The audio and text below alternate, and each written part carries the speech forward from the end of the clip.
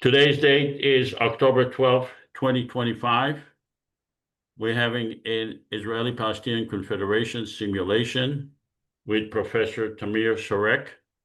We are proposing a federal government for the people of Israel and Palestine based on secular, democratic, constitutional principles, a government for the entire area of Israel and Palestine that would give peace to the entire area. The government of Israel and the Palestinian governments have not been able to give peace.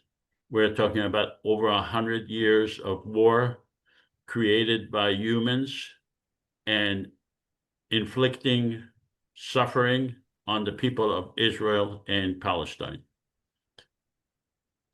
We have a constitution. You can read the constitution at ipconfederation.org.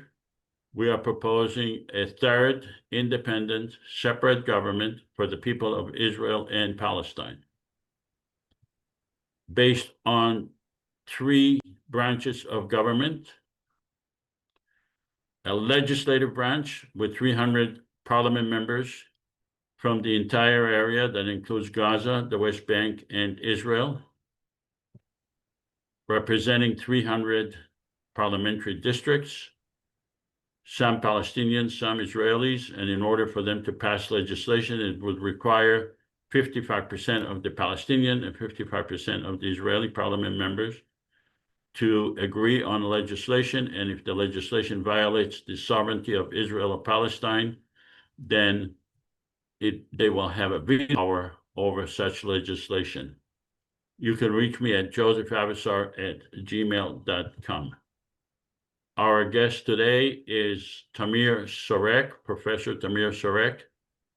Dr. Tamir Sorek is a professor of sociology, history, and Jewish studies, now teaching the history of Palestine, Israel at Penn State University, specializing in nationalism, collective memory, and the juncture of culture and politics.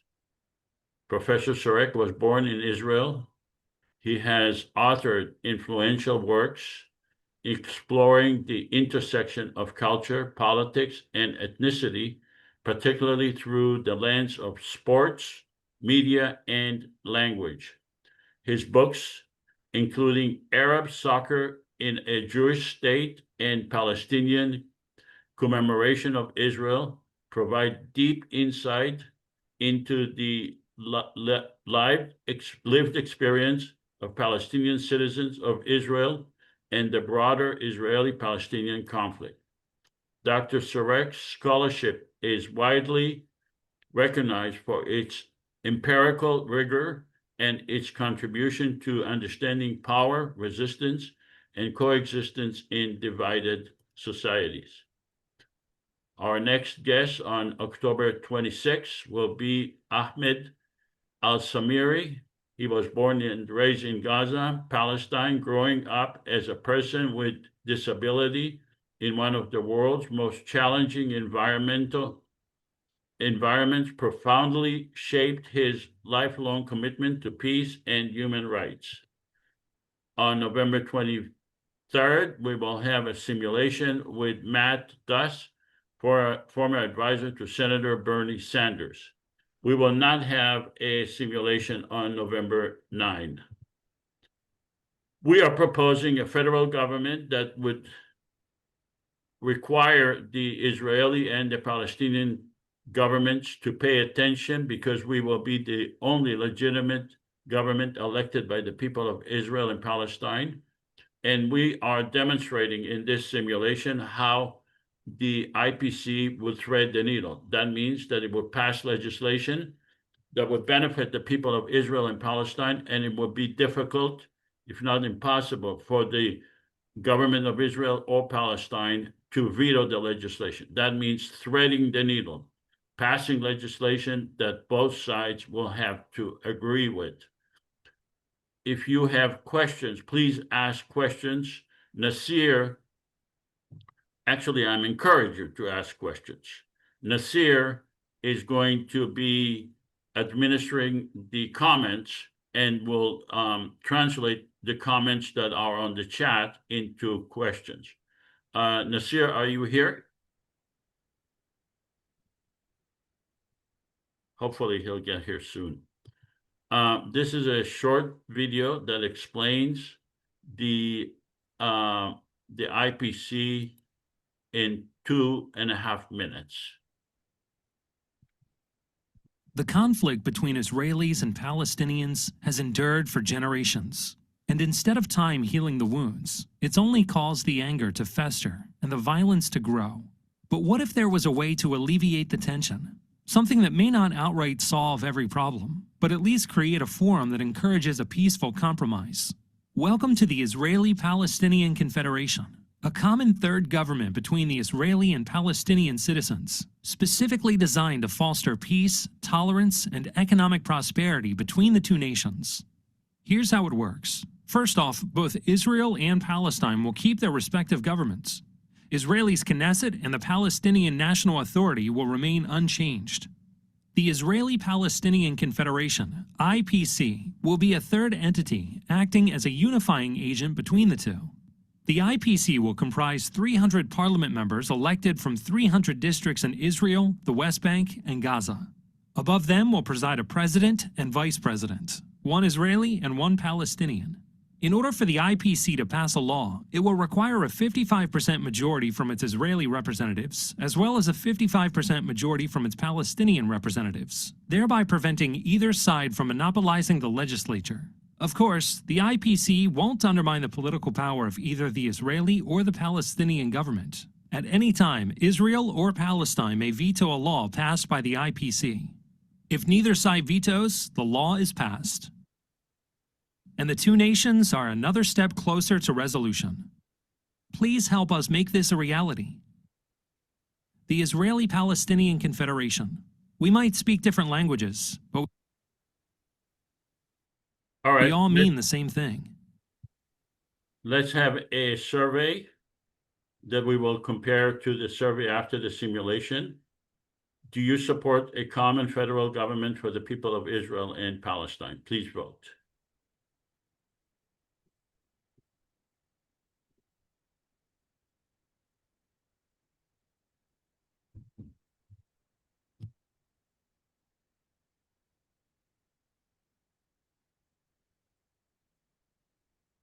Okay, 10 more seconds to vote.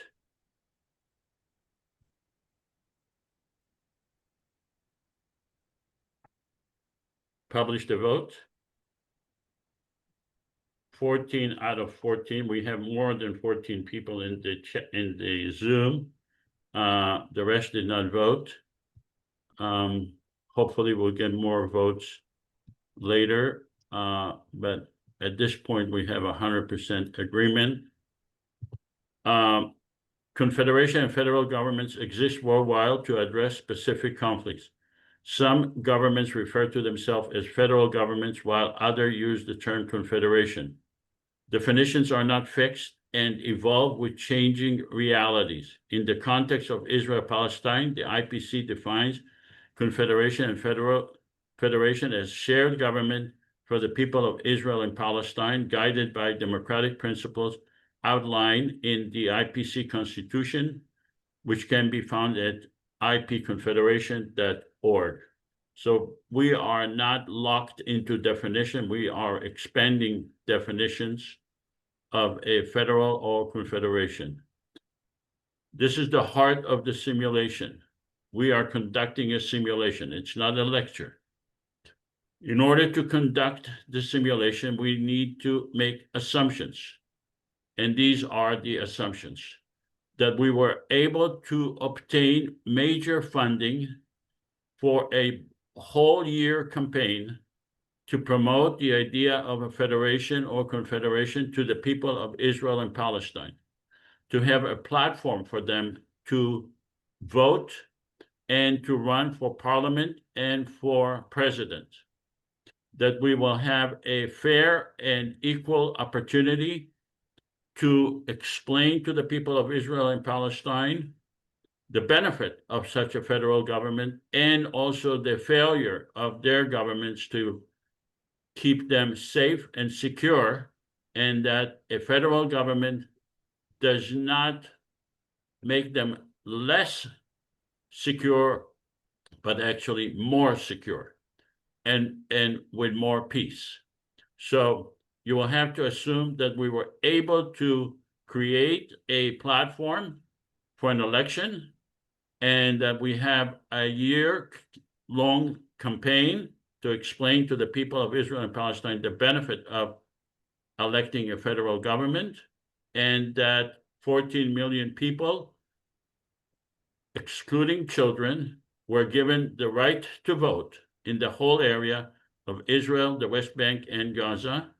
You will also have to assume that 5 million people actually voted, because we are conducting a simulation. From now on, we are pretending that we are the federal government, and 5 million people have voted. 3 million Palestinians have voted, and 2 million Israelis have voted. You will have to assume that me, Joseph, was elected as president by 1.5 million votes, and a Palestinian lady was elected by 1.3 million votes, and we will be rotating in 2 years. So that it's clear, I never intend to run for president. I am not even qualified under the Constitution, because I am not a resident of Israel or Palestine, but it helps me to conduct the simulation, assuming that I am the president. You will also have to assume that 300 parliament members were elected in 300 districts. Each district encompasses 47,000 people, and I will ask all of you to act as parliament members in this simulation. From now on, you will be asked to act as parliament members. I will act as president. We will also ask one of you or two of you to act as, one as Prime Minister of Israel, one as the President of Palestine. Before I go to Professor Sorek, does anyone have any questions regarding the assumptions? Please speak now if you have any questions. You can speak or raise your hand. Do you have any questions regarding the assumptions? Okay, I hear no questions. Let's go to Professor Sorek. Tamir, do you have any comments or questions regarding these assumptions? Yeah, so first, good morning, and Joseph, thank you for inviting me. I need to make some preliminary comments.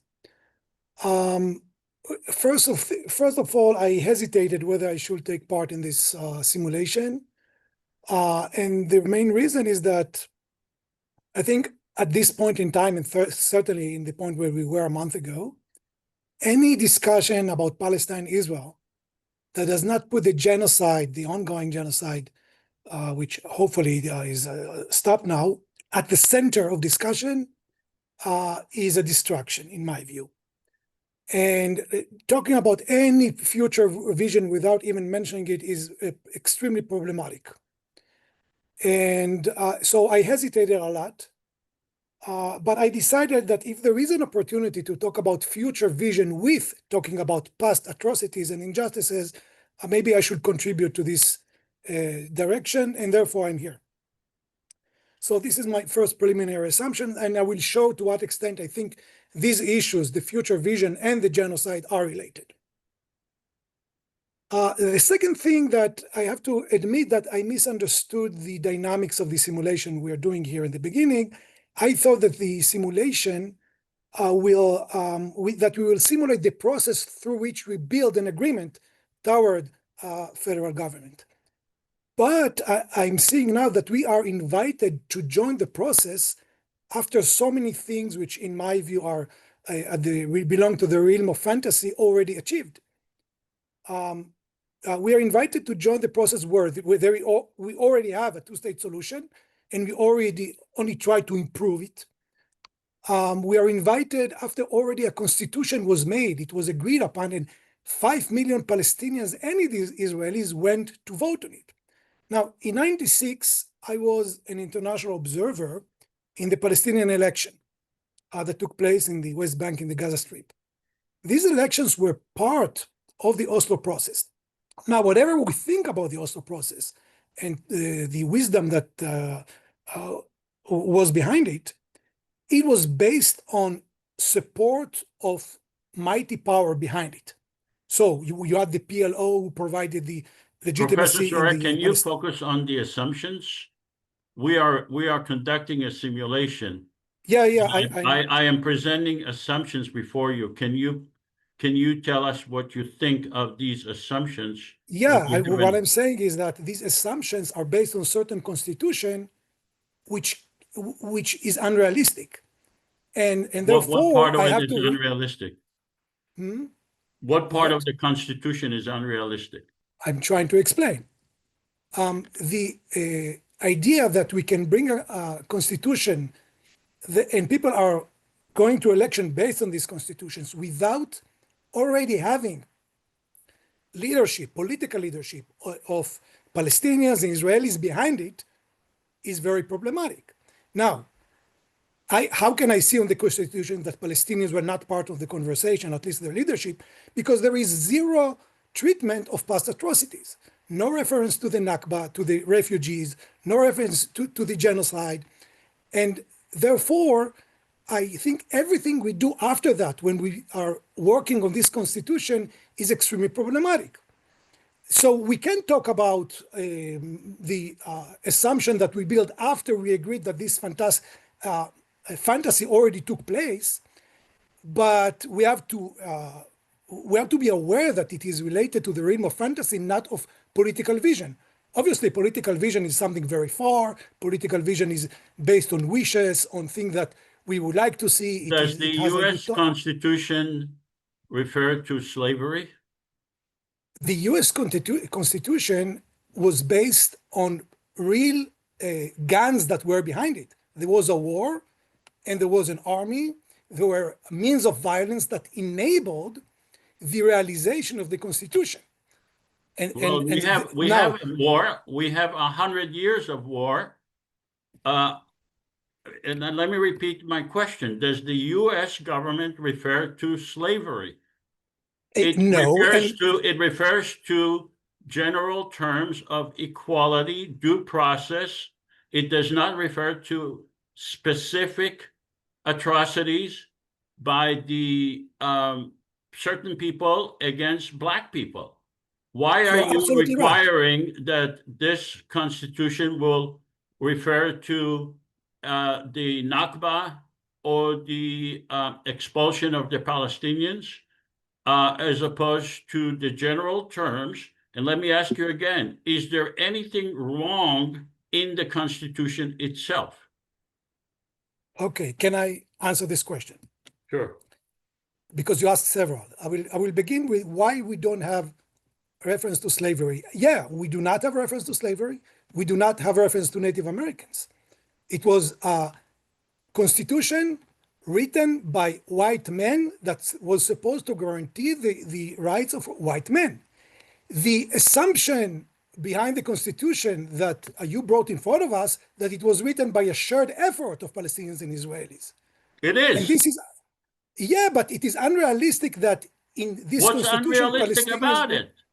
What's unrealistic? It is written by it. First of all, there is no requirement that it would be written by, but in this case, it was written by Israelis. And we are an organization that has been in existence for 24 years. We had many, many Palestinians and Israelis, and we have supporters, Palestinians and Israelis. No. However, what I'm saying, if this was a constitution written with the participation of recognized Palestinian leadership, you could have not written a constitution that does not make a reference to the Palestinian refugees. The recognized Palestinian and Israeli leadership are recognized for their failure. They have not been able to create a constitution for 77 years. They have given the Israeli and the Palestinian people wars and violence for 77 years. You are saying, let's go to the same people who failed us and have them unless they write a constitution, then in your opinion, the constitution is unrealistic or bizarre? I'm saying that for a constitution that you will be able to organize it around it, elections of millions of Palestinian Israelis to participate, it should come from leaders with certain political power, real power, military They power, had police power. 77 years to do so. Yeah, So we have to you're, wait until they decide to write a constitution, and unless they do, we will just continue with the violence. Is that what you're saying? I think you're distorting what I'm saying. I'm saying that it is unrealistic to have this constitution if it is in the process of political powers who can enforce elections. If you are trying to organize today an elections among Palestinians and Israelis, you won't be able to do it. You need to recruit the people in power to do it.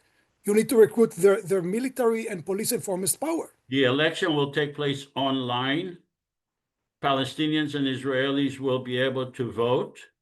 We don't need the political leadership in Palestine or Israel to conduct the election. They are incapable of creating a federal government. It is inconsistent with their ideology, and it would be a competition for them. And the whole reason of creating a federal government by the people is because of their failure. So for you to say, well, let's go to the same people and have them create a federal government doesn't make sense if you want to create an independent federal government, independent of the Israeli and the Palestinian governments. Okay, I do not I do not block you from trying to organize elections now. Right.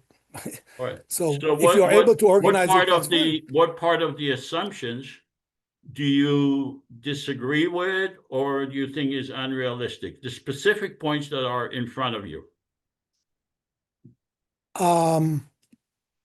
Look, under the scenario that we are able tomorrow to organize elections, and that you already have millions of Palestinians, Israelis who are into the process, you can go with these assumptions. And All right, thank you. So this is the area we are referring to. Joseph, can I ask him a question? Because I see his concern where it's coming from, but let me ask Professor Tamir. Do you think that these issues that you address, such as the genocide, such as Nakba, such as atrocities and stuff, that these issues can be addressed by such an agency, that this sets up a framework that this can be discussed? Because it seems to me that if we want to wait for these issues to be addressed, this is what gets us stuck. But rather, we can introduce legislation once this type of framework is set up, where we will have basically avenues to address these concerns. Because right now, whenever these things are concerned, whether it's through negotiations or anything, it puts us in a quagmire, and we find ourselves politically constipated. Well, I think that if had it was a realistic scenario that we can now have these elections and mobilize millions of Palestinians, Israelis to do so, I would not stand in front of this effort. I would support it. Okay, I'm just saying that in order to reach, for example, when I think about mobilizing Palestinians for this kind of project, Palestinians should feel that the injustice happened to them has been recognized in order to bring them even to vote. Now, if you tell me I believe people can go to vote even without it, and you can convince me, that's fine with me. I'm not going against the current. I'm just raising the concern that this is not a realistic expectation. All right, let's go on. This is the area of Israel-Palestine. I'm going to be asking you to decide what area you represent as a parliament member. Remember, your district could be Israeli district, exclusively Israeli district.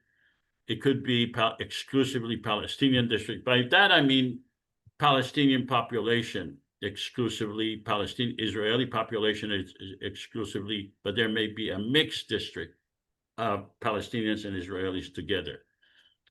So at this time, I'm going to be asking you.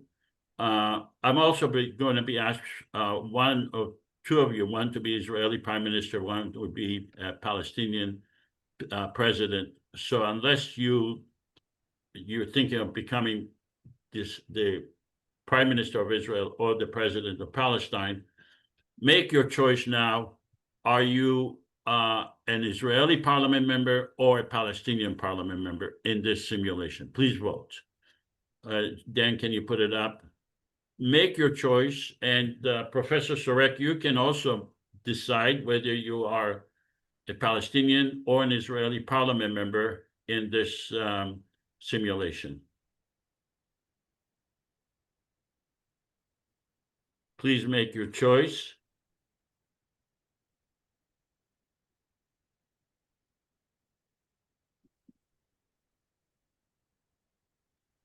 Five more seconds to make a choice. Publish the vote.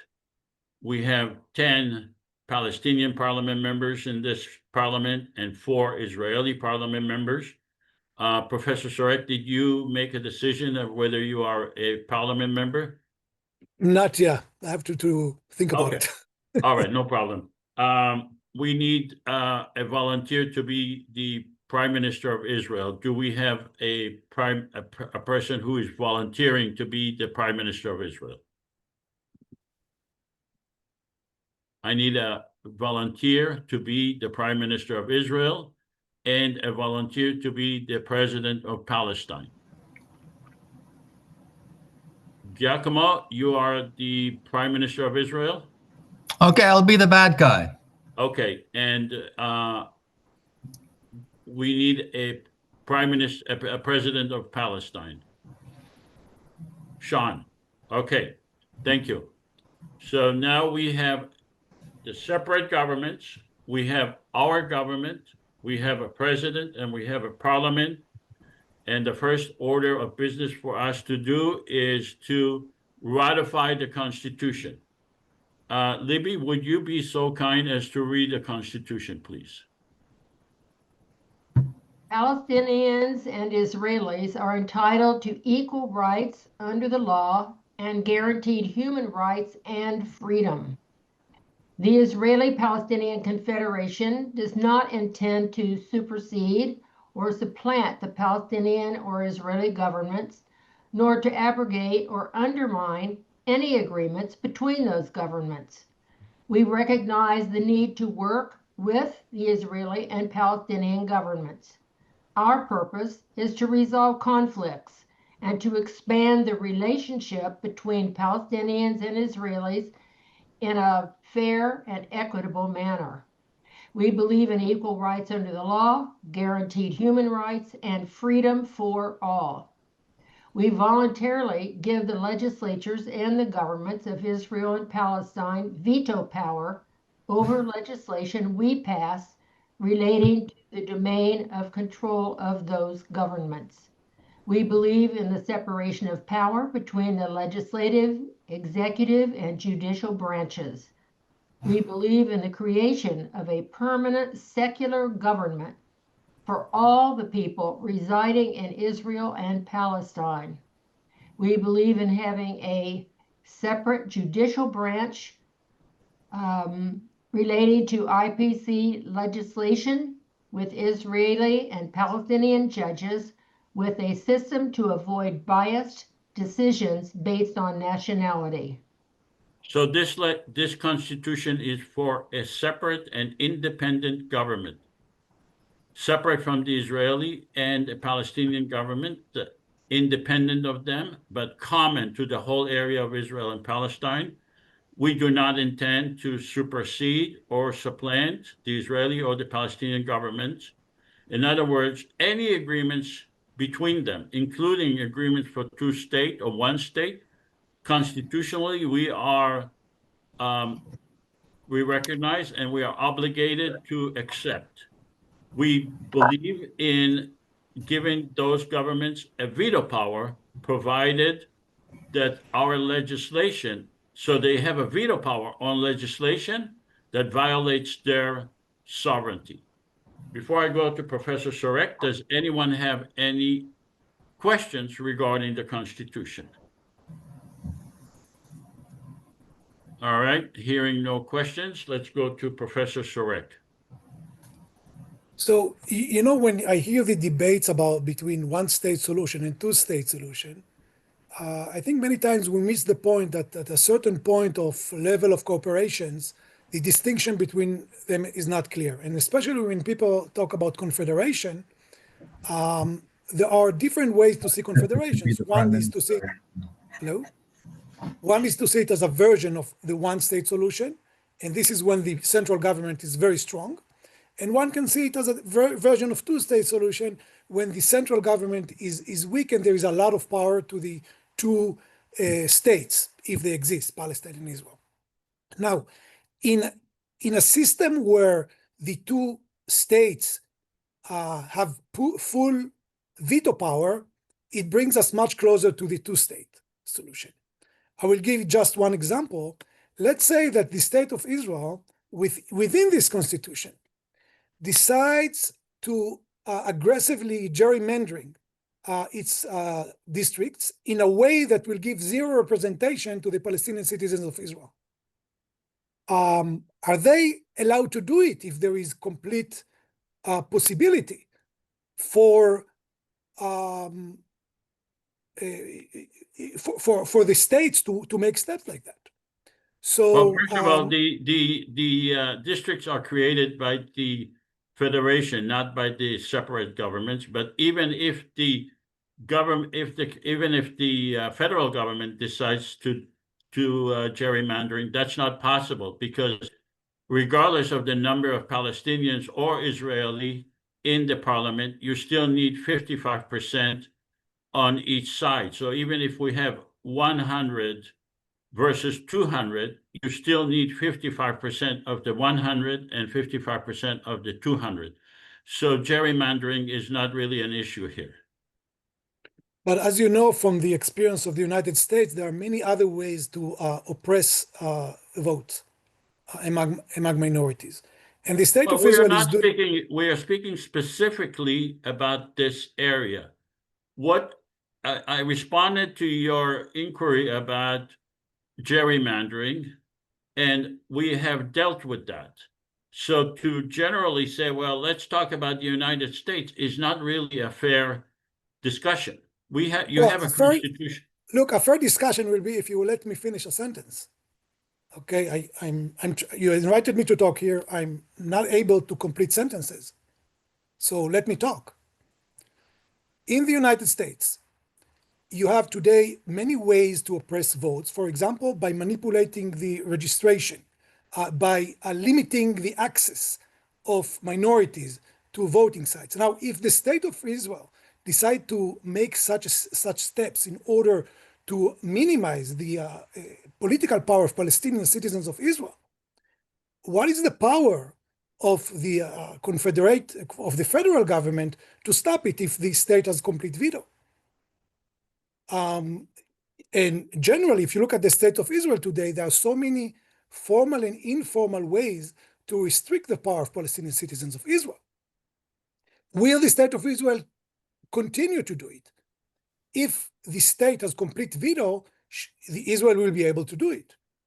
So I think that the complete veto given to the states, I see in the Constitution, I see it as a problem. Okay, I'm saying you do not have to agree with me, but this is what I see as a very serious flaw in the Constitution. We do not give them a complete power. It's only power regarding the whether the Constitution, whether the legislation violates their sovereignty. And we are the people who decide whether it violates their sovereignty. They do not get the option of deciding whether the legislation violates their sovereignty. All right, let's go to the parliament members. In order to be a parliament member, you must ratify the Constitution. Otherwise, you will be expelled from the parliament. You'll still be a citizen of Israel or Palestine. Let's have the Palestinian parliament members please vote. Palestinian parliament members, please ratify the Constitution.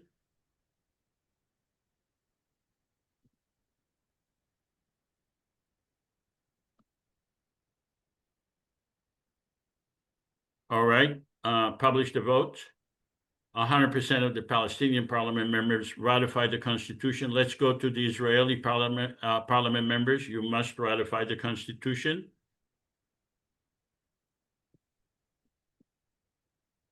Israeli parliament members, please ratify the Constitution. 5 more seconds to vote. I know we have more Israeli parliament members. Publish the vote. All those who voted, one did not vote for some reason, but we're not going to stop the simulation for that. Congratulations, we have a constitution. This is a momentous occasion in the history of Israel-Palestine, of that area. It has never, the area never had a democracy in the history of humanity. And this is a momentous occasion because we were able to have an election for the entire area of Israel-Palestine and to pass a constitution for the entire area. This is a momentous occasion that undermines the existing government's use of fear and hate to justify their action. It removes the collective stigma against Israelis and Palestinians that we are incapable of having peace, that we are designated to remain in violence with each other forever. It provides huge political capital to the parliament, to you, the parliament members, and to me as the president, and it compels governments of the entire world and organization to contribute to our success, both financially and economically and politically, and gives Israelis and Palestinians new self-image that we are capable of living together in peace under a democracy, and provides the Israelis and the Palestinians demonstrate that we are not a monolithic society. So this is a momentous occasion. We need to congratulate ourselves. Our first order of business is granting a veto power to the separate governments. This is what Professor Sorek has spoken about. We need to clarify this by creating legislation on that issue. Libby, would you be so kind as to read that legislation?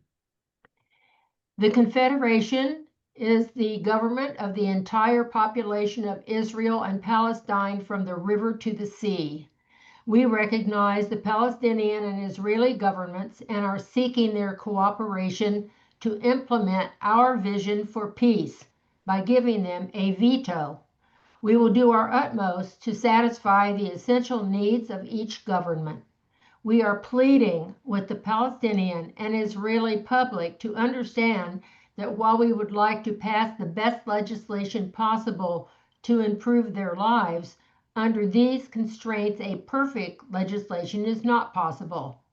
We hereby bestow a veto power relating to legislation affecting sovereignty to the following: the government of Israel on issues in which it is indispensable, the Palestinian government on issues in which it is indispensable.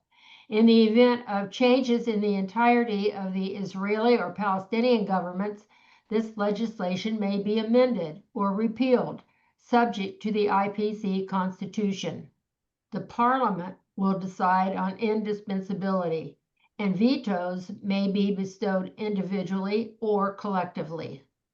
So just to clarify, the Israeli and the Palestinian governments do not have veto power on all our legislation, only on legislation that affects their sovereignty. And we define sovereignty whether or not they are dispensable or indispensable in implementing our legislation.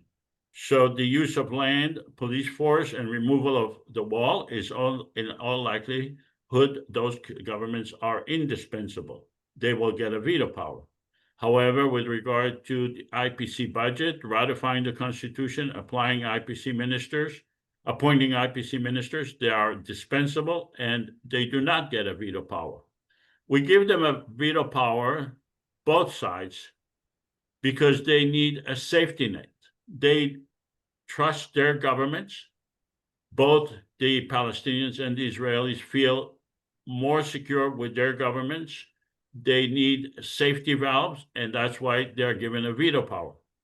Veto power increases the likelihood of Israelis and Palestinians' participation in the election and running for the government and running for parliament and president. It decreases the Israeli and Palestinian government's opposition because they cannot claim that the government is a subversive organization, has subversive intentions to undermine them. And it gives legal protection to the candidates, those who runs and those that are elected.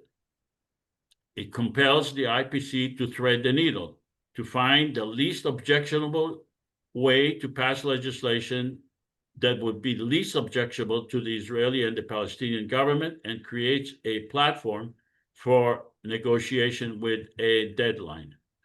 Before I go to Professor Sorek, does anyone have any questions regarding the veto power legislation that we are about to pass? All right, hearing no questions. Professor Sorek, do you have any questions or comments regarding the veto power? Yeah, I think let's assume that we have two states, and the state of Israel is allowed to continue the same policy on land issues that it has implemented over the past 76 years. Israel, legally, at least within the Israeli legal system, transferred significant amount of land from Palestinians to Jews. And this is not something related to the 1950s. Only in the last decade, Israel destroyed Palestinian settlements in order to build Jewish settlements instead of them, like in al-Khiran. I'm talking about inside the Green Line. This is not in the West Bank. So if Israel is allowed to continue the same process of Judaizing the land without any veto power for the federal government, we did not solve the problem of the Palestinian citizens of Israel, who will continue to be marginalized. Regarding police force, I think it is the same thing. The Max Weber's definition of a state is the organization with the monopoly over the legitimate means of violence. If the federal government is stronger, it should have the monopoly.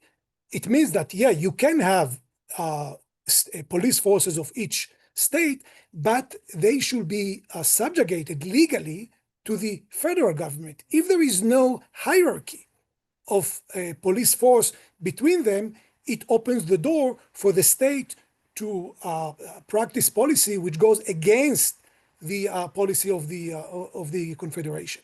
And therefore, I think at these points, providing veto power to the separate states will be destructive.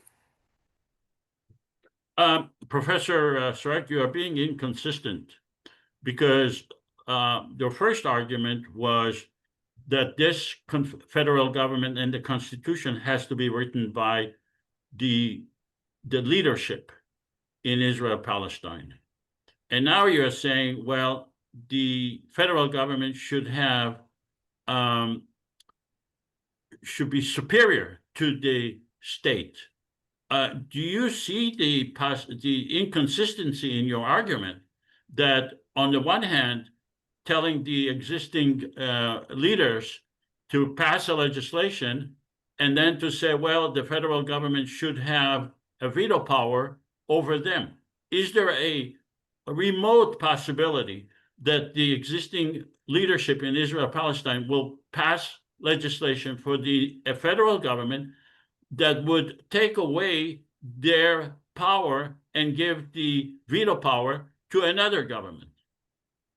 Well, I think it is consistent with the argument that I said before. In order to build these constitutions, we need the people in power because they have the power. This is one argument. Having said that, after we assume that somehow miraculously it did happen, now we're talking about a different scenario when we do have certain governments who agreed to build a confederate government. And under this scenario, for these settlements to work, we need a very strong power for the federal government. But this federal government, in order it to even exist, they need the pre-approval of Palestinian and Israeli leaders. When it will happen, how it will happen, I don't know. But if we assume that it did happen, we are already in this wheel. We disagree. Their pre-approval is not necessary. The people of Israel, Palestine can create their own government, whether or not the Israeli or the Palestinian governments will approve it, because we are capable of conducting our own election. We are capable of rejecting the existing Israeli and Palestinian governments that have not been able to give us peace and have subjected us, the people of Israel and Palestine, to 77 years of constant wars. Okay. All right, let's go to parliament members. Notice the Israeli and the Palestinian government do not get a veto power on this legislation. Palestinian parliament members, do you support this legislation to give veto power to the government of Israel and Palestine on issues that are indispensable?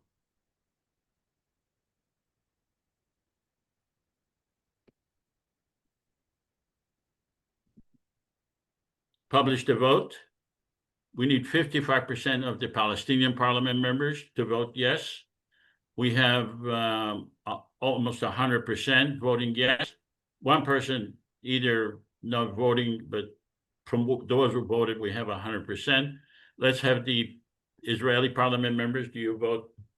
How do you vote on this legislation to pass to give a veto power to the Israeli and the Palestinian government?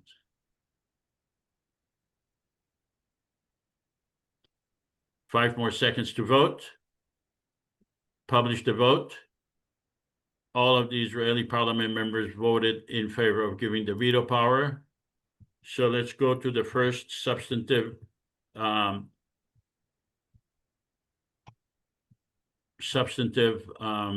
legislation.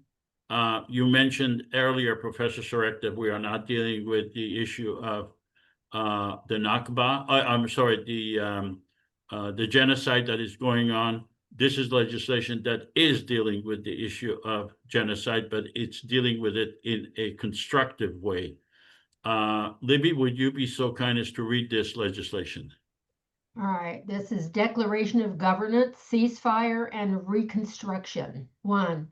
The destinies of the Israeli and Palestinian peoples are inseparably linked, and only a unified government can restore peace and stability. 2. The IPC declares an immediate and unconditional ceasefire and demands the immediate release and return of all political prisoners in both Israel and Palestine. And 3, the IPC launches a national reconstruction campaign to rebuild thousands of homes, roads, hospitals, civic institutions, and critical infrastructure, enabling the prompt return of displaced populations to their communities. 4. The IPC proclaims the restoration of law, order, and civil society as a national priority, recognizing that peace is not possible without justice and social stability. And 5. The IPC shall retain authority over the Gaza Strip until a new and freely and fairly elected Palestinian government assumes power in Gaza in accordance with democratic principles. 6. All legislative, executive, and judicial decisions related to Gaza shall be enacted by the full IPC government under the IPC Constitution. And 7, the IPC calls upon the international community, including the governments of Israel and Palestine, to provide a $50 billion grant to fund this urgent reconstruction and reconciliation effort.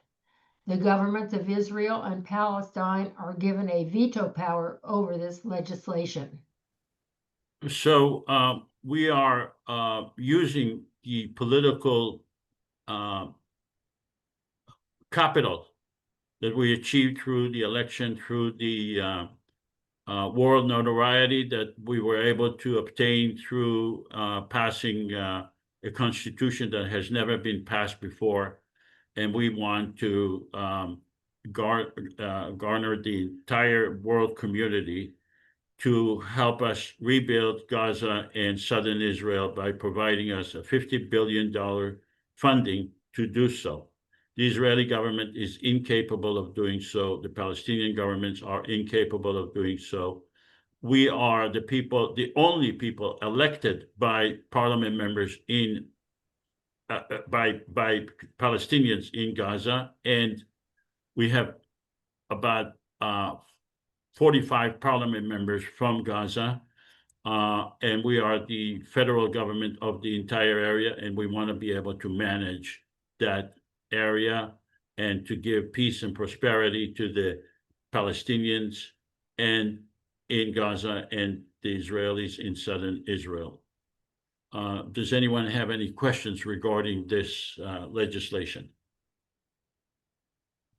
Okay, hearing no questions, I am going to go to Professor Tamir Sorek. So I think this is a step forward regarding taking responsibility, but I think it is far from satisfying the need, the necessity for Israelis to take a responsibility, both for 1948, but maybe even more so for the recent genocide in Gaza.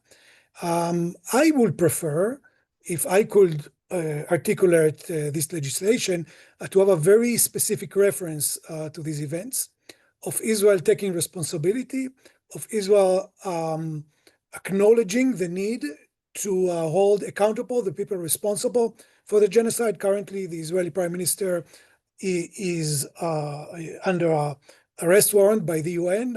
Israel should implement and provide and hand the suspect to the international authorities. And once this is happening, there is a recognition of Israel that a genocide was taking place and that Israel is responsible for that. And this is important because it is not that Israel does not exist anymore. Israel will still exist under this organization. So Israel should take responsibility for that. And I think it is a necessary step for building trust between Palestinians and Israelis. Because, it is important to have guns behind your legislation, but trust is even more important. In order for Palestinians to trust the process, they need to see that Israelis take responsibility. And this is something that is missing from here, although I recognize that it is a step toward the right direction. Your suggestion is basically a poison pill for us, because if we add into the legislation that Israel has to take responsibility, then we are not going to be there's not going to be support from the Israeli public, and we are going to undermine our own status as a federal government for the whole area. Like we said earlier, we are not passing perfect legislation. It's not possible to pass perfect legislation. We're trying to be constructive to the whole area of Israel, Palestine, and we do not see the need to blame one side over another, although I agree with you on what you said. But in order to be constructive and in order to move forward, we need to have legislation that neither side could object to and allow us to move forward. So let's have the Palestinian parliament members please vote on this legislation, and then we'll go to the Prime Minister and the President of Palestine. Palestinian parliament members, please vote.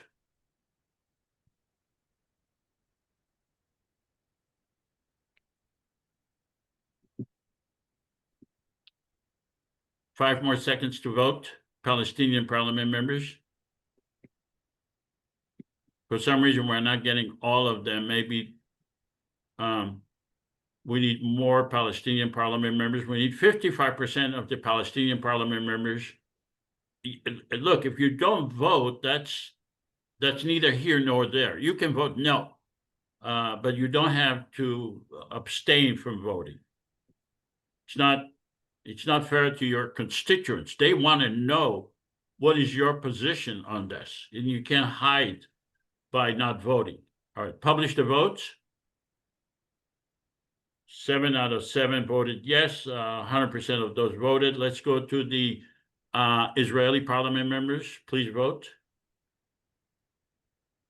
Israeli parliament members.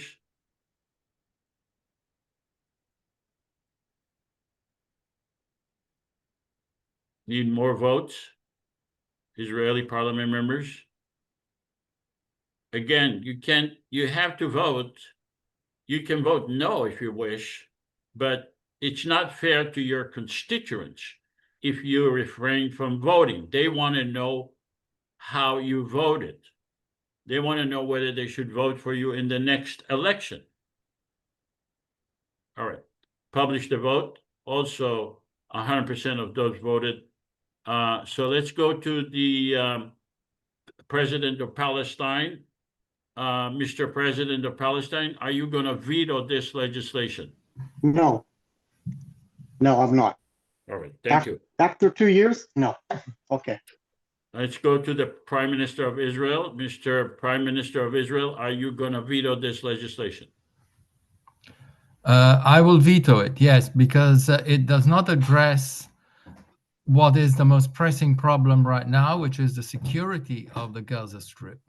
There is no provision for addressing the thousands of Hamas fighters who are still active there, and there's no provision for how to handle the security situation in the Strip. So at the moment, you don't have that either, Mr. Prime Minister. Why are you putting the onus on us? Because we have an army and you do not. In fact, actually, I could propose one deal with you guys. You won an election. You held elections, and you've got this wonderful parliament. Of course, this is an issue that for us in Israel can be a problem for the Israeli government, because we are seeing that a lot of Israeli people have voted in this election. But you do not have an army. So let's make a deal. We can discuss the points in your declaration, but you accept that the security situation is handled entirely by by our troops, and that we are in complete control of the security arrangements for the Gaza Strip in the future. We're not going to agree to your jurisdiction over Gaza. Your jurisdiction over Gaza is by force.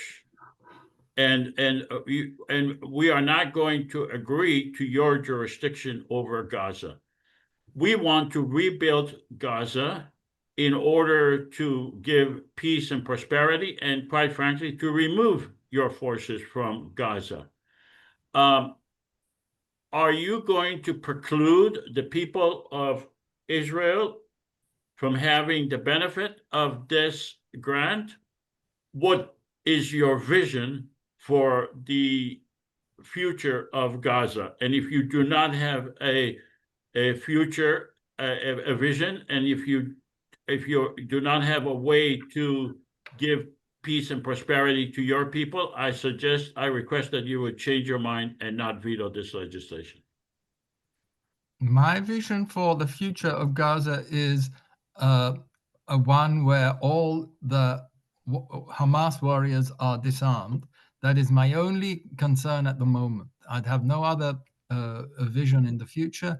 I have no interest in seeing anything else. So I restate my veto on everything which does not address security. Well, you just pulled your forces away, and you agreed, and you met with Hamas. You met with them in the same room and signed an agreement with them. Isn't that totally inconsistent with your vision? Well, that is an agreement that I made with a different entity, and I'm not talking with it was not involving the IPC, and that agreement would involve Hamas surrendering its weapons, which will happen maybe in the future. We don't know, but at the moment, my offer to you is we share. I accept some of the points that are here in this declaration. Some of them are very strong concessions on my part. I am actually accepting that you have jurisdiction. This is an unprecedented event for the IPC to actually be granted jurisdiction over a territory. So bear in mind, I am offering you something very important. All I am saying is we have Israeli army, the defense force in Gaza, keeping order. So this is a compromise that I am offering. It's not an absolute veto. Yeah, as a president of the IPC, this would not be acceptable to me. Our alternative is to hold the funding to that we wanted to designate for the community of Southern Israel, and to wait until the next election. And me personally am going to work hard against your candidacy to point out to the people of your jurisdiction that you are harmful to the prosperity of and peace of Israel Palestine. And until then, we are going to go forward. So we have the agreement of the Palestinian president and the parliament, and so I am issuing an executive order that the funding that is allocated to your people will remain in trust until the time that you remove your veto or they remove you. Okay. All No right. problem. All right. Let's go to the next. Joseph, I have a question about this legislation. Yeah. If this is in regards to the reconstruction of Gaza, why is approval from Israel being sought? I don't understand it, because if this is, first of all, there's two problems I have with this legislation. One of them is that you're immediately assuming till a fair and free Palestine, so a new government is coming up when Palestine is recognized by almost every country in the world except the United States and Israel and other states that really don't matter. And then you have this is toward the reconstruction of Gaza. I mean, if Jordan was going to do some reconstruction, or Yemen, would you come and ask Israel to veto such a legislation? This really, sometimes I feel that legislation here is done for the purpose of making Israeli feel comfort while disregarding Palestinian, basically equal rights and sovereignty. What provision in this legislation are you objecting to? Well, first of all, it's giving Israel a veto power over reconstructing Gaza, which was destroyed by them. So it's like reconstructing Gaza and southern Israel. Well, if the Israeli prime minister is going to veto it, then funds can be given. But I'm talking about in regards to Gaza. Why does Gaza need? That's exactly my executive order. And the other issue is, why should it be contingent to a Palestinian government that should already have sovereignty over its territory, and sidelining a Palestinian government? I mean, the Palestinian president should immediately say, we are the authority, we are the recognized government, and the territory has been recognized now by all the members of the Security Council except the United States. We have now the European Union and every other country in the world. You're sidelining the Palestinian government, and the Palestinian government is not going to participate in something where they're being sidelined, just like they're being sidelined now in these negotiations and everything else that's been going on. Actually, I'm not sidelining them, I'm elevating them. Because first of all, they have no, we can implement this legislation without the Palestinian government because they have no possible way to prevent us from implementing this legislation. And also, they are not really legitimate government because they have not been elected in 20 years. We are actually working with them to promote fair democratic election for a Palestinian government. And the president of Palestine did not veto this legislation. So what's the rationale of bringing a Palestinian argument when the Palestinian president agreed with this legislation and it benefits the people in Gaza?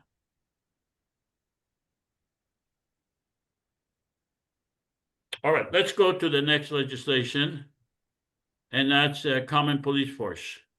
Libby, would you be so kind as to read this legislation? All right. Equal number of Israeli and Palestinians at each level. Distinct uniforms for the common police force different from the Israeli or Palestinian police force. Independent of the Israeli and Palestinian security forces. In cooperation with the separate Israeli and Palestinian authorities. Address sensitive religious, cultural, and language requirements, giving each side exclusive management of the holy site, but giving the common police force the right to enforce entry and exit routes to the holy sites. Facilitate the cooperation of the joint economic zones. Investigate corruption by administrators who refused to teach tolerance. Investigate allegations of intolerance and racist hate crime against Israelis or Palestinians. Assist in managing checkpoints. Guard the parliament building and threats against members of the Confederation. And facilitate access to and safety of religious facilities. And we hereby submit this legislation to the Israeli government and the Palestinian. We bestow upon them a veto power which may be exercised in the next 60 days. All right. Does anyone have any questions before we go to Professor Sorek regarding this legislation? Hearing no questions, Professor Sorek, do you have any comments regarding this legislation? So I have a question. So in this arrangement, whether there is any contradiction between the state police force and the common police force, what is the hierarchy of power? If there is a conflict of law, then the state of Israel and the state of Palestine have superior, the law is interpreted to give them superior, the laws of Israel and Palestine are superior to the federal government. Mm-hmm. So this is another element that brings this model closer to the two-state solution than to a one-state in a way, because at the bottom line, the constitutional arrangements recognize that the legitimate means of violence in Israel are the Israeli forces, and in Palestine are the Palestinian forces. And so it is a weakening of the federal element here. Correct. In my view. I agree. It's not like you said, we are doing what's possible. When we spoke about the issue of veto, and we said to the people of Israel and Palestine, we're sorry we cannot pass perfect legislation. we need the cooperation of both the people of Palestine and Israel together, and therefore we give them a veto power, and it is not it does not have superior power over the Israeli and the Palestinian governments on many issues. Yes. Mhm. Tony, So you I, have so here another issue regarding police force.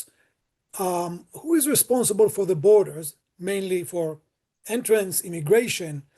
Who has the authority to decide that people can cross the territory from Jordan, from Lebanon, from the air, and to enter into this territory of the Confederation? the Israeli government has authority over it right now, and their authority is not going to be undermined. They're still going to have that authority. Does it mean that whether the Palestinian state would like to absorb Palestinian refugees from outside Palestine, they're unable to do it without authorization of Israel? At this time, correct, unless we pass legislation on that issue. And we have passed legislation about the right of return. Yes. And the right of, we have legislation about the right of return, several legislation about the right of return, because we think that the right of return is central to resolving the issue. And we think that the only government that can resolve that issue is the federal government. And we therefore pass legislation on that issue that we think could be acceptable to both Palestinian and Israeli governments. But in the ideal constellation, the Palestinian state should be sovereign to decide who enters and who leaves the territory of Palestine. Yes, this will I not be agree. subject to the intervention. We are accepting any agreement between the Israeli and the Palestinian governments. If they agree between them that there is a Palestinian state, that Palestinian state has the jurisdiction to decide who entered that state, constitutionally, we are required to accept that agreement. I'm a little bit confused because I thought we entered this arrangement when there is already a state of Palestine and state of Israel. And now it is conditioned? No. This is what No. the cartoon in the beginning described state lines. So I thought we assumed that there is a state of Palestine. No, the cartoon in the beginning shows that there is a constant bickering about the state line. It does not show that there is a state line. We are not assuming that there is a state. We are saying if there is a government of Israel and Palestine, then, and if those governments are capable of preventing us from implementing the legislation, then they have a veto power. We are not assuming that those governments exist or should, and we do not support that they should or should not exist in the future. Our only criteria is whether there is a power that can prevent us from implementing our legislation. It means that we enter a process in which Israel has a veto power whether a Palestinian state even exists. Is it true? How? No, that's not true. That's not true. We are not. How is that? How did you get to that conclusion? Because you said if the Confederation decide that the Palestinian state should exist. Now, no, I didn't say if the. Okay, so I misunderstood. No, if the Palestinian government exists, if the Israeli government exists, if there is a state of Israel, if there is a state of Palestine, and those entities are able to prevent our legislation from being enforced, they are given a veto power. Now, even if there are a bunch of pirates that come from the sea and are able to give us the to prevent us from implementing the legislation, we give them a veto power.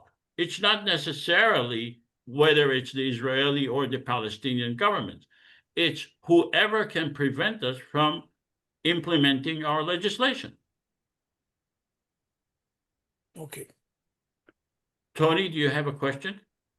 Yeah, my concern is, okay, with two governments that are basically bureaucratic, I don't see a total problem, but with two police forces that suddenly could be in opposition to each other, I mean, anything could happen. I mean, more of the same nonsense that's been going on for years there. That's my concern with armed.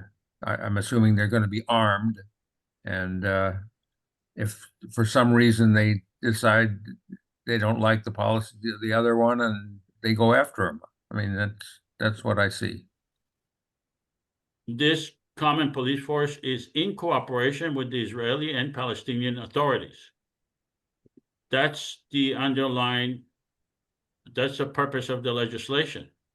We are the vice president, by the way, under the Constitution, is the person who is responsible for the police force, and he will work cooperation with the separate and Israeli Palestinian authorities in order to prevent any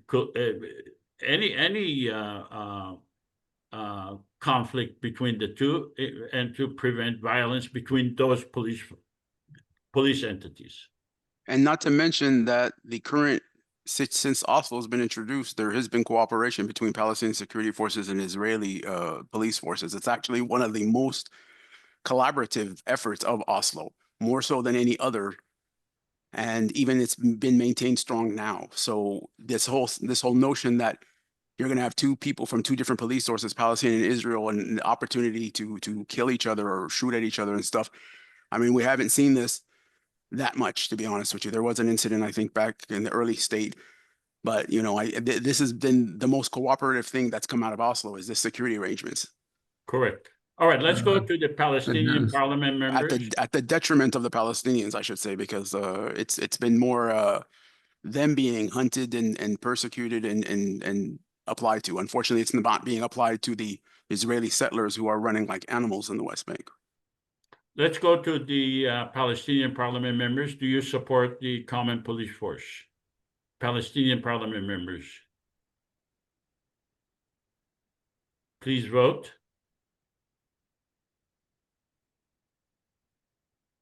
Publish the vote. We need 55%. We have 100%. Let's go to the Israeli parliament members.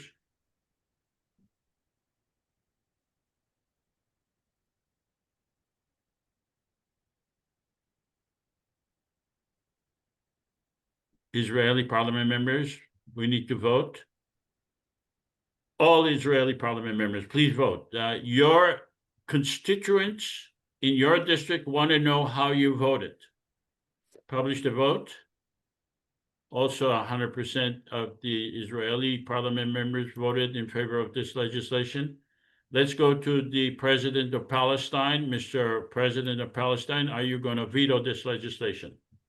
Not really, but will there be just the common police force just where Israel and Palestine meets, like not in the region of Gaza or West Bank, but just like in the Green Line?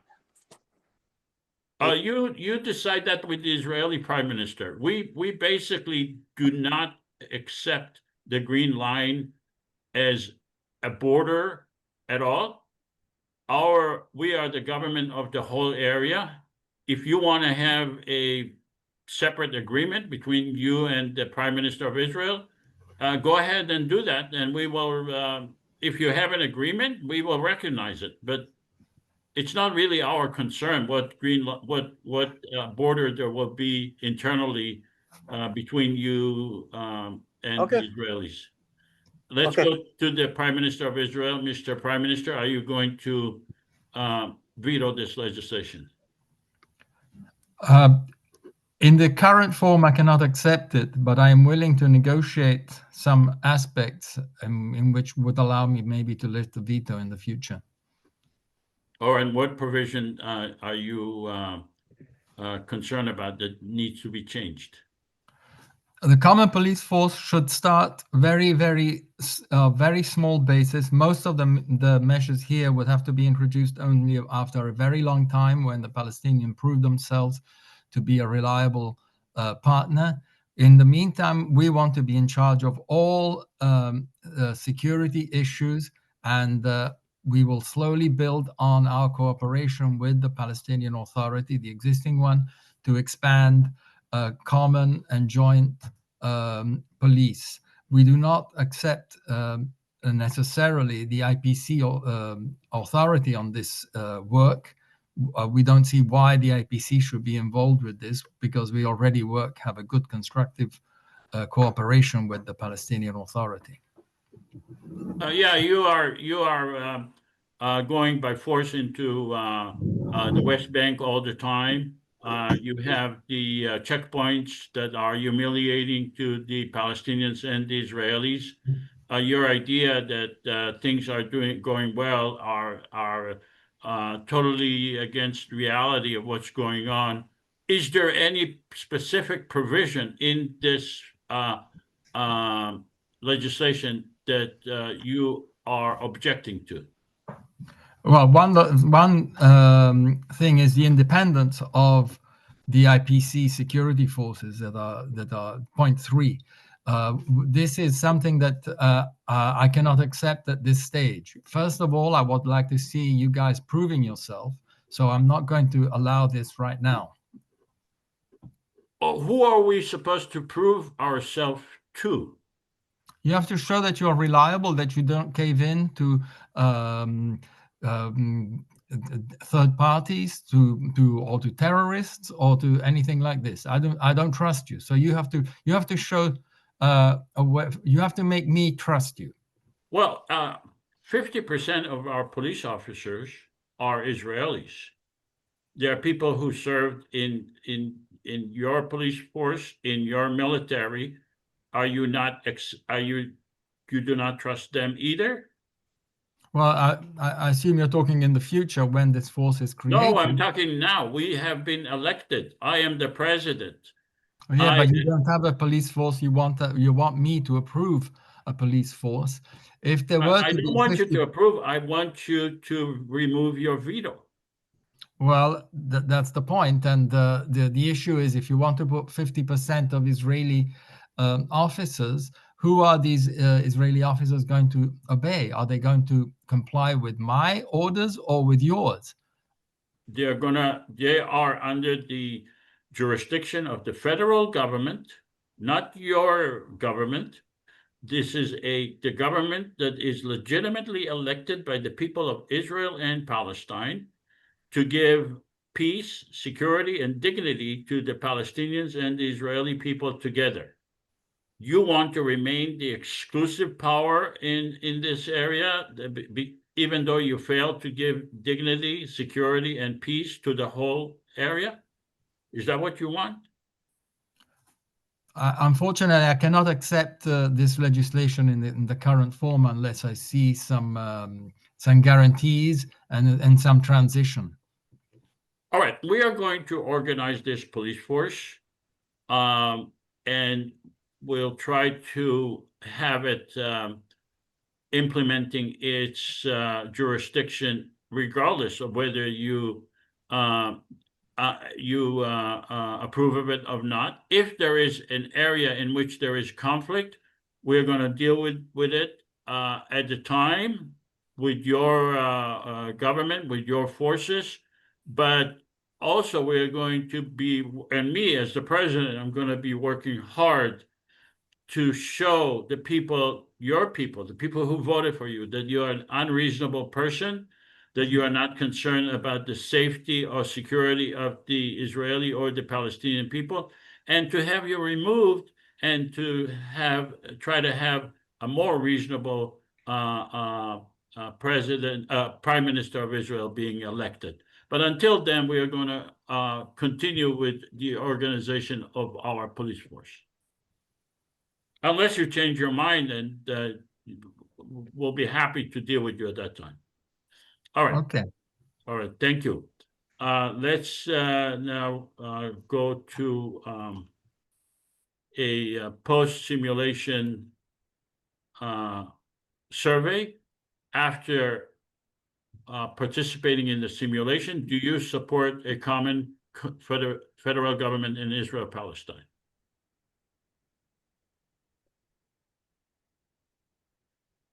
Can I ask something while the vote's going on? Yes, and also Professor Tamir Sorek can vote as well. Yeah. I'm going to be asking him how he voted. The issue with that legislation, I didn't hear the problem with that is that I don't know how, like, we're going to address, like, for example, it said issues of hate, racism and hate. So for example, if there's racism and hate in the Galilee or the Triangle or in Jaffa, are they going to have jurisdiction to investigate those as well? Because I don't see Israelis. Yes, Okay. we are the government of the whole area. Okay, so I think that that should be made clear, because I think that when Palestinians look at this, they see this as addressing concerns in regards to areas that are like, for example, the West Bank, East Jerusalem, and Gaza. They don't see that. So I think that that should be made clear. Well, it is clear. We are the government of the whole area of Israel, Palestine. Okay. All right. Publish the vote.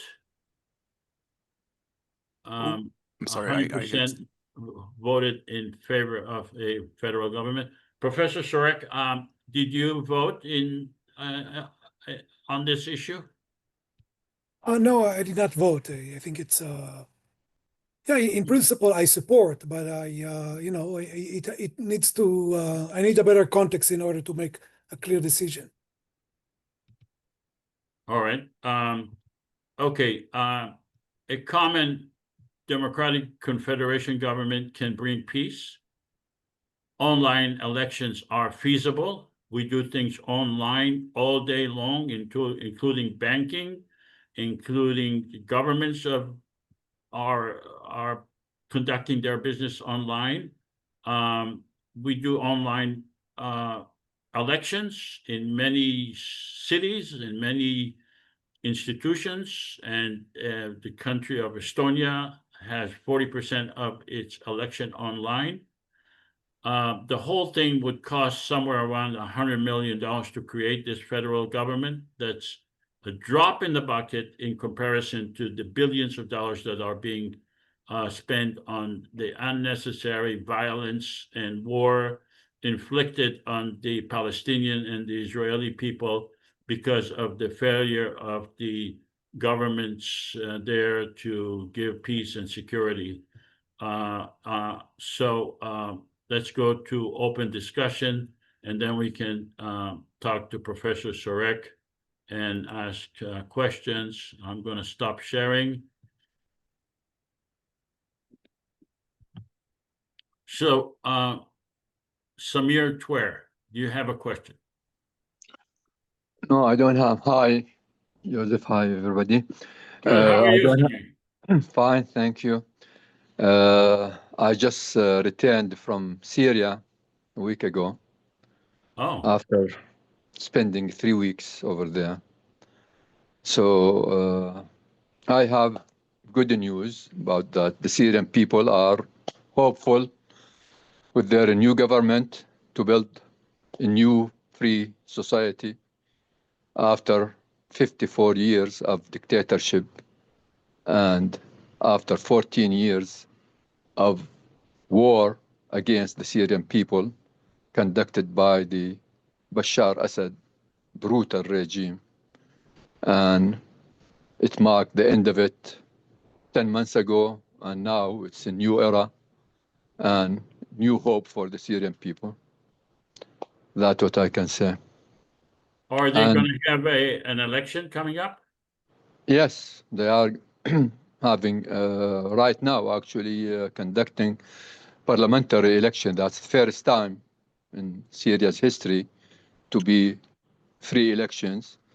And they are going the right way to really have free press and free forming political parties, and I mean things are going in the right way, but of course it's going to take time because the country is like, excuse me, in the level of under zero in a way. I mean, everything destroyed, including, I mean, the lack of electricity, lack of water, lack of everything. I mean, the whole country is just, it reminded me just like Berlin or Germany after World War II. I mean, it is including, I mean, the city I was born, Deir ez-Zor, it was like 80% of it destroyed completely, leveled. Wow. And so on, I mean, other cities, I mean, Aleppo, Homs, Hama, I mean, it is unbelievable destruction that it will take, I mean, years and years to rebuild. So, but there is hope that the Syrian people are willing to, after sacrificing more than 1 million people died in the war, they are still willing to sacrifice more to rebuild their country and be free and join the free world and free democratic countries. What's the total population of Syria? It used to be before 2011, 23 million. And after 15 years of war and destruction and people leaving the country, actually more than 15 million were displaced during the last 15 years. Some of them internally, some of them outside as refugees. But after the liberation of Syria 10 months ago, more than 1 million people are coming back, and people are start to come back, but they are coming back to a destroyed country. So it's not going to be easy for them after living abroad all of these years to come back for nothing. So it's going to take some time for the rest of the people, but there is hope. That's what it is. Hope. Can I with say all the something, people. Samir? Yeah. Samir, I wish I could share your optimism. I really do. I think the US was behind the destabilization of Syria from 2011 onwards. And it breaks my heart to see the result. And the gentleman that they put in control, well, he's ex-Al-Qaeda, and he's backed by the Americans and the Israelis and the Turks. Very, very complex situation. And it's your country, and of course you know much more about it. And I do wish I could share your optimism, but I really find it hard. I think the whole idea was to destabilize Syria. I think that was just the plan, and it succeeded. No, I disagree with you, and your information is wrong. That of course, in the case of Syria, you know it's your country. You know it better than I do, of course. Excuse me. Can we? Yeah, no, I want to. let me clarify the that. problem. The problem, let me clarify that Samir. The problem is we have a guest here, and we have other people asking questions, That's and I think right. that we're. All right, let's not divert the conversation. So I'm going to. Let's go to. I want to go to Majid, and let us stick to it. I mean, you guys. Let me answer here. I'm sorry. I'm going to go continue. No, not so. Oh, sorry, Samir. Sorry. Go ahead. That's my fault. Sorry. Yeah, let's go. Let's go to Majid. First of all, thank you. I'm confused. I thought there is a discussion with Tamir. It's not what I thought will be happening. But anyway, what has Syria to do with the topic? So I think we just at least let us who attending understand what you are trying to do and who are you. Thank you. Forgive me, my fault. You need to correct your information. I said Russia and Iran are the destabilizing Okay, Tamir, so sorry. countries in Syria for the last 15 years. not the Okay, US, just me this- not the US, not the US. Okay, okay. All right, Okay. let's go to, go ahead, Nasir. You can manage this. Nasir? Well, I didn't make my comment. I mean, about Okay, but you're not Palestine. speaking about the subject, nor are you addressing the guest. So I don't know. If you want to give a speech here, then maybe you, Samir, you always do this. So ask the I'm not going to question. give a speech. I have a comment. Okay, go ahead. And I want to Go make ahead. it. I'm giving you the opportunity, but if it's not about the subject or to our guest, then move on. It's about the subject, about Palestine. That's what I have. That what you were discussing all of these years now, you're not facing reality. Reality in Palestine, that there is one apartheid occupational state, Israel, which is controlling all Palestine. And it has been committing genocide against the Palestinian people for the last 2 years.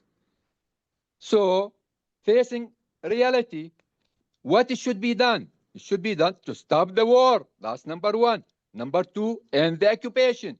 Number three, dismantle apartheid system. Number four, hold elections in all historic Palestine to decide whether the Palestinians and the Israelis, whether they want to live in one state or two state or three state. Period. That's the solution. No other comment. Thank you. We, Professor Tamir, please, if you would like to respond or make a comment. About what? I'm a little bit confused of. Yeah, I don't know. It wasn't a question. So I want to ask you, Professor Tamir, because I tried to look up some of your comments and stuff online before today, and I want to know from people like you who tend to be, the pro-Israeli peace camp, before this war and after this war, do you think that your views changed as far as possible solutions? Like a lot of people who say would support a one-state solution, they move to two-state solutions, and some people, meaning they don't want a two-state solution at all, they want just Israel to continue as it is. So from your personal experience, do you think that this war, especially after October 7th, that it sort of changed your view as far as this type of solution, a Confederate type of solution, or any kind of joint cooperation between Palestine and Israel in the future?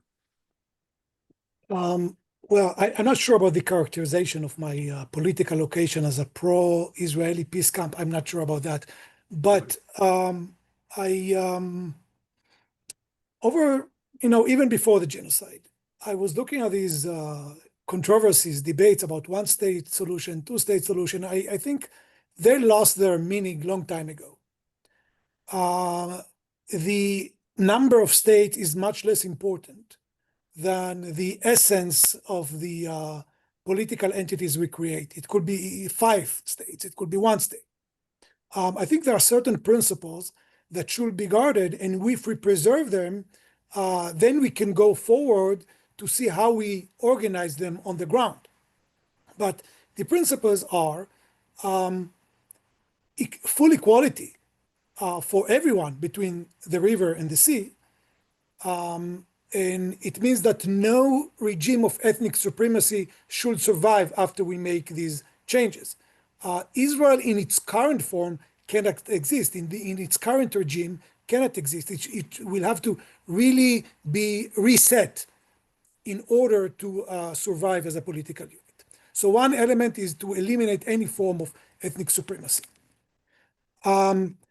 The certain element, I think that a certain form of self-determination for both Palestinians and Israelis should be preserved. It does not mean in 2 states. It could be also within 1 state, but there should be a certain institutional recognition of the idea that there are people who see themselves as Palestinians, there are people who see themselves as Israelis, and the arrangement should recognize that in a certain form. The other thing is that there should be a recognition of past injustice and an effort to correct them without creating new injustices. So any agreement should recognize the Nakba of 1948, the expulsion of most of the Arab Palestinian population who lived in this territory that became the state of Israel at the time. There should be a recognition of the more recent genocide in Gaza, and this recognition should be built in the agreement between the different entities. So in my view, we have to agree first on these principles before we go forward to decide whether we have one state or two state. The other thing I will say that what I became convinced more and more in recent years is that, yeah, future vision is important. Much more important is to create these grassroots alliances of resistance, co-resistance to the current state of affairs. From these circles, the solution will come up organically. I think that at this point in time, it is somewhat irresponsible to talk in terms of let's talk about peace before we agreed on the path to justice. And I do not want to eliminate the aspiration for peace, but we must focus at this point on the more abstract parameters of the future vision, much more on building very detailed constitutional arrangements. There might be a time, I don't know, in several years, maybe more, when we can think more broadly about how to build this vision. But right now, let's focus on resisting together to apartheid, to the effacing of the memory of genocide, which already started. There is a lot of work to do in the short term. Professor, I would like to follow up on your comments. I wrote them down. Removal of the superiority to deal with past injustice, to reach an agreement, and to create a mechanism for justice. I agree with all of them. How do you get them done? Really, I don't have a path forward at the moment but everyone has tried for a long time to go forward. Okay, so I do not have a recipe, but my sense is that we should build this kind of path of communications. There are already many organizations who work on the ground, and we should strengthen, of Palestinian and Israelis who work together, not on building a future vision, but on the ground, on resisting expulsion in the West Bank. There are Israelis and Palestinians who go every week there, on the ground, build the alliances. I would like to see how these kind of organizations getting strength, developing. This is my hope, where these are the sides of resistance where I hope from them the future vision will come up. Obviously, there is another sphere, which is the international pressure. As long as the international system is fully supportive, unconditionally, of what Israel is doing, with some moments of forcing Israel, as we see last week with what Trump did. But generally, there is an acceptance by the United States and even by the European Union not to put tangible sanctions on Israel to cause Israel to start making changes.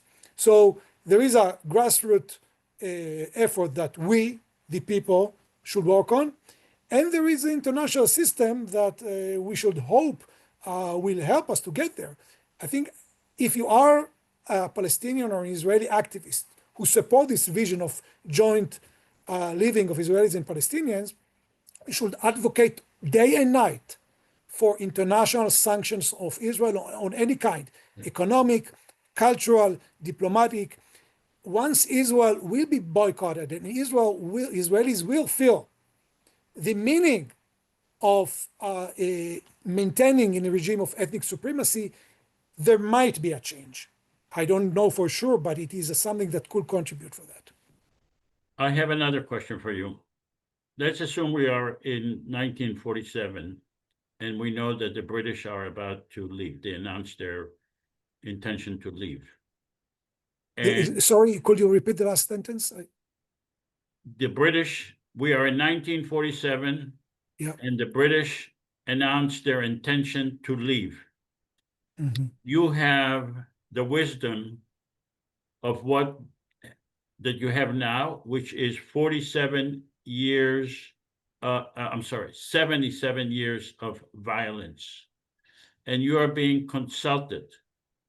What form of government would you advocate for, knowing what you know now? Okay.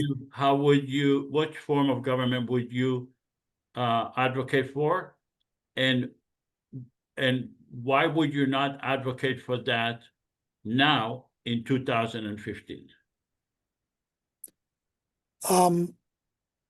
In 1947, the decision of the UN was closer to a federal government. There was one economy and one currency and open borders and cooperation. So we treat it as like an example of two-state solution, but it was it included many federal elements, which I support. So yeah, knowing now what I know, I didn't know there, I think it would have been advisable to accept that. But I want to say something. According to the decision of UN and the borders that they drew at the time, the Jewish majority was very small, about 55%. And without the expulsion of the Palestinians, I have doubt that even with the large immigration, that today there would have been a stable Jewish majority within the state of Israel. What I'm saying that in order to fulfill the Zionist dream of Jewish sovereignty, the expulsion of Palestinians was built in. Just accepting the plan of the UN as it is would have not led to a stable Jewish majority. So, and I don't think that it is necessarily a problem. I am just saying that I think that it would have not worked because it would have contradicted the Zionist vision and aspirations at the time. So this is a very general answer to your question about 1947. The question was about you personally, not the UN. No, I'm saying about me personally. I would have said yes. You would have said, let's have a secular, democratic government for the people that reside there, based on a constitution, based on separation between government and religion. Everyone is equal, correct? Yeah, yes, but at the time there was two-thirds majority for Palestinians in the territory, and the government of Palestine would have decided to restrict immigrations not based on the Zionist dream. I'm asking for your what would you advocate for if we lived in 1947? Would you advocate for a secular, democratic, equal government for everyone? Yes, I would have supported that, yes. Are you supporting that now? It is one of the options that I would support. I see many options in the future, and if Palestinian and Israeli leaders would agree on that, I would also support that.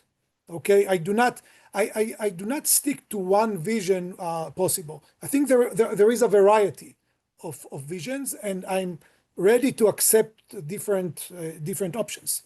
Isn't that irresponsible? In my opinion, it is irresponsible to say I support a variety of options, because that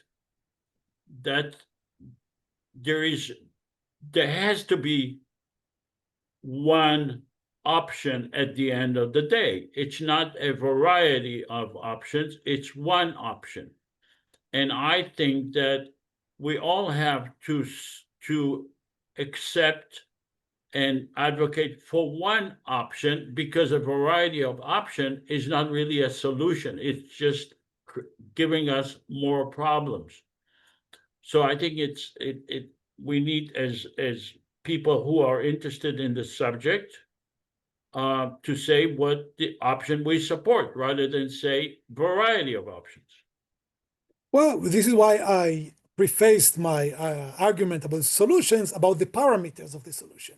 And within these parameters, I will accept what will be possible in reality. So there is, yeah, this vision is wonderful in my view. one state when everyone is equal, with no ethnic distinctions. I'm fine with that. Having said that, I know that reality is more complicated, and if I can achieve something which is closer to that, but not exactly the same, I will still advocate for that. So what is unrealistic about our vision, in your opinion? If it is unrealistic, what part of it is unrealistic? At least in the short term, who knows what will happen in 200 years. But in the short term, I do not see how Palestinians or Israelis take this identity and completely privatize it, not to let it have any representation in the How public is that privatized? No, when you talk about the one secular state, or which One vision are you sec- talking about now? I'm talking about our vision for federal government.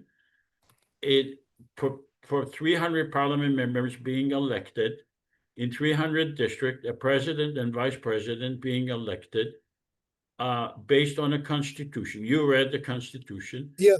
And So what is unjust or unreal or unacceptable to you mhm. of our vision?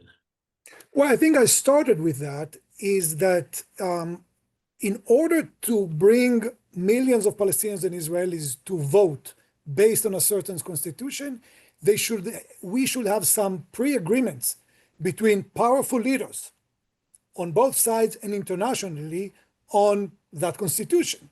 And I do not see how Palestinians are able to, Palestinian leadership, I'm talking about powerful leadership, to agree on this constitution without very articulated, explicit, clear reference to correcting past injustices. So this is where I see is unrealistic. Unfortunately, I say another thing, and I really have nowhere to solve it. I think the Palestinian leadership Palestinians are so much fragmented along very different lines. There is no center of power for Palestinian leadership to make decision that will be accepted, legitimate by everyone. This is one side. On the Israeli side, I do not see the international forces aligned together to force Israel to relinquish some of its power. So, by the way, this is the fact that it is not realistic does not mean that we should not aspire for it. Okay, I still hope that we will aspire to certain solution based on the parameters I mentioned earlier, but it's a very tough road. Give me names of those powerful leaders in either Israel or Palestine that, in your opinion, should be supporting this before we can go forward with this idea. Look, as I said, among Palestinians, it's very difficult to find a center of power that is accepted by enough numbers of Palestinians and considered legitimate. I think recently the name of Marwan al-Baghouthi was in the news, and it looks like, according to surveys, this is an extremely popular leader. Maybe if he is out of jail and getting responsibility, it could be possible. The other side, in Israel, along the entire Zionist spectrum, you cannot find anyone who is ready to gather to these kind of concessions. But it does not mean that they cannot change their mind under extreme international pressure. Under extreme international pressure, if you convince anyone from what is the center of Israel today until the right wing of Israel, if you are able to force these leaders to accept these concessions, fine, but it will require a very heavy international pressure, at least at the level that we saw on South Africa several decades ago. And by the way, in South Africa, 1989, survey among white voters, only 4% supported one person, one vote system. This is in 89. And after significant international pressure and the leaders who were in power at the time, who accepted it, both among the white South Africans and the ANC, then you got the support of the white voters in the referendum in 1992. So certain dynamics can change things.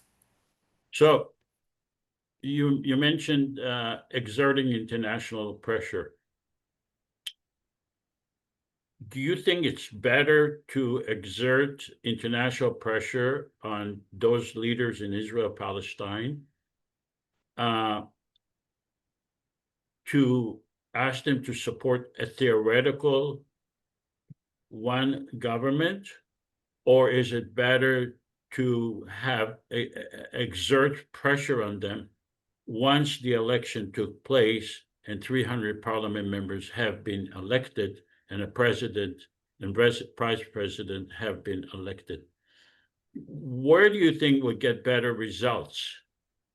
Just a theoretical concept or actual election producing parliament members in Israel, Palestine? I think in order to activate a meaningful process of elections, we need first to exercise the pressure on the leader.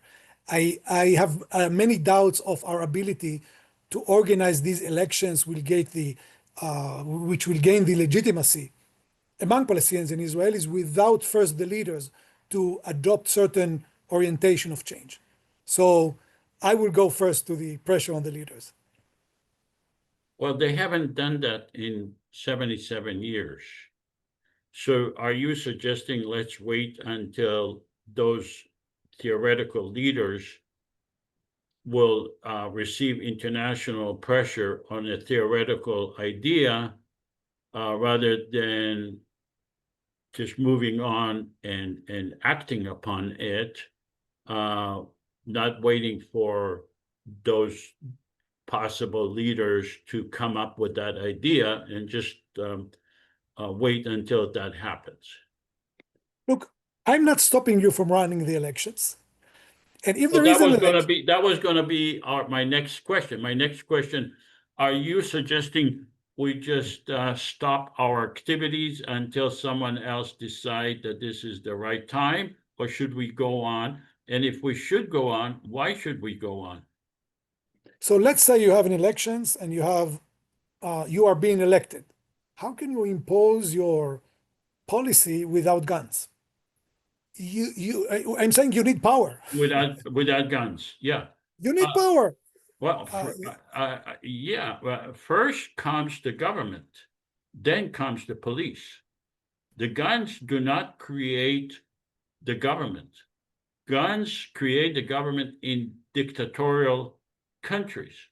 We are saying that the election will give us legitimacy, and in my opinion, guns would not be necessary. Maybe police force will be necessary, but we first need to have legitimacy. And I am saying that in light of the failure of the Israeli and the Palestinian governments to be legitimate, to have, and their failure to give peace, it makes total sense to move on regardless of them, because they are a total failure. And to say, let's wait for them is the unrealistic position. Mm-hmm. Okay, look, I'm in favor of keep talking about positive visions, but it's not instead of grassroots activism to actually oppose the apartheid regime. We are a grassroots activism. Yeah. We are. We are. This conflict is all over the world. Yeah. So I can wish you good luck. It's not like I am against the idea of imagining a future federal government. This is All right. Okay. I want to thank you so much. Does anyone else have any questions? And if not, we're just going to conclude. If you don't mind, email me your telephone number. I'd like to send you a text. I don't have your phone number. If you don't mind, email it to me. So I want to thank you so much for your time and your generosity. I am sorry if I interfered with your comments. I apologize for that. I hope you didn't take that personally. I enjoyed the conversation. I thought it was a good conversation. I thank you so much for your generosity and your time. And hopefully we will have more opportunity to talk more in the future. Thank you very much. All right. Thank you all. Thank you, Thank you. Professor all. Tamir. Thank Bye. you. Okay.